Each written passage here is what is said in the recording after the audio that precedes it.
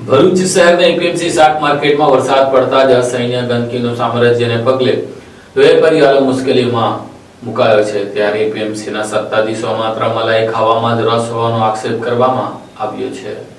ભરૂચ શહેરના મહમ્મદપુરા રોડ ઉપર આવેલ એપીએમસી શાકભાજી માર્કેટમાં તાજેતરમાં ચોંકાવનારી સ્થિતિ જોવા મળી રહી છે, જ્યાંથી દરરોજ હજારો કિલો તાજું શાકભાજી અને ફળો શહેરભરમાં વિતરણ થાય છે, ત્યાં જ ગંદકીનું સામ્રાજ્ય ફેલાયેલું છે। ખાસ કરીને ચોમાસાની ઋતુમાં શાકભાજી અને ફળોની હોલસેલ દુકાનની આસપાસ જ દુર્ગંધ અને કચરો ભરેલું વાતાવરણ લોકોના સ્વાસ્થ્ય માટે જોખમી બની રહ્યું છે। એપીએમસી માર્કેટમાં દરરોજ મોટા પ્રમાણમાં શાકભાજીનો કચરો ઉત્પન્ન થાય છે, પણ તંત્ર દ્વારા યોગ્ય નિકાલ ન થવાના કારણે ખુલ્લા મેદાનમાં કચરો સડી રહ્યો છે। ભારે વરસાદમાં આ કચરાથી ઉભરાતી દુર્ગંધ અને ચેક થતા મચ્છરો રોગચાળાની દહેશત ઊભી કરી રહ્યા છે। અહીં આશરે 400 થી વધુ વેપારીઓ હોલસેલ વ્યાપાર કરે છે, જેઓ હવે અસ્વચ્છ પરિસ્થિતિમાંથી ત્રાહિમામ પોકારી ઉઠ્યા છે। રાષ્ટ્રીય ખેડૂત વિકાસ સંઘે આ અંગે ગંભીર આક્ષેપ કરી જણાવ્યું છે કે છેલ્લા 3 વર્ષથી ફરિયાદો અને રજૂઆતો છતાં પણ એપીએમસી સંચાલકો દ્વારા કોઈ પગલાં લેવાયા નથી। રાષ્ટ્રીય ખેડૂત વિકાસ સંઘે ચીમકી ઉચ્ચારી છે કે જો તાત્કાલિક સફાઈ વ્યવસ્થા નહીં કરવામાં આવે તો એપીએમસી સામે ગાંધી ચિંધ્યા માર્ગે આંદોલન તેમજ કાયદાકીય કાર્યવાહી કરવામાં આવશે।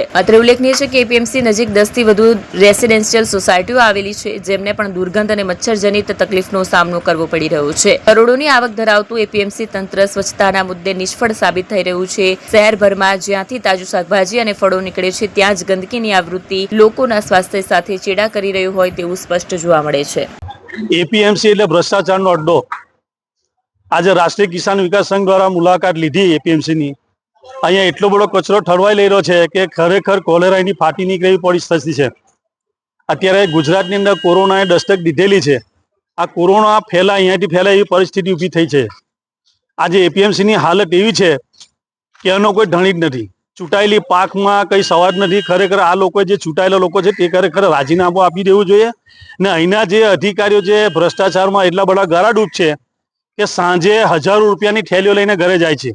વેપારીઓ પાસેથી બ્લેકમેલિંગ કરીને પણ પૈસા ઉઘરાવે છે। વેપારીઓ કરોડો રૂપિયાનો શેષ આપવા છતાં પણ અહીંયા કોઈ પણ જાતની સુવિધા નથી।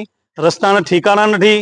પાણી એટલું બધું દુર્ગંધ મારે છે કે અહીં ઉભરેલ પરિસ્થિતિ નથી। ખરેખર આ ધન કચરો 500 થી 400 દુકાનો છે તેનો ધન કચરો અહીંયા ઠાલવવામાં આવે છે। આ કચરો ખરેખર ડમ્પિંગ સાઇટમાં નાખવાની જરૂર છે, પણ એ કરતા નથી।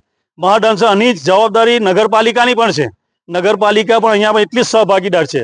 એટલે આ બંને સંસ્થાનો અમે જાણ કરીએ છીએ કે આ કચરો જલ્દીમાં જલ્દી ઉઠાવે, જેથી કરીને અહીંયા સાફ સફાઈ થાય। આજુબાજુની સોસાયટી વાળાનો પણ હજારો સોસાયટી આવેલી છે, એમાં પણ એટલી બધી ગંધ ફેલાય છે કે અહીંયા રહેવું મુશ્કેલ થઈ રહેલું છે।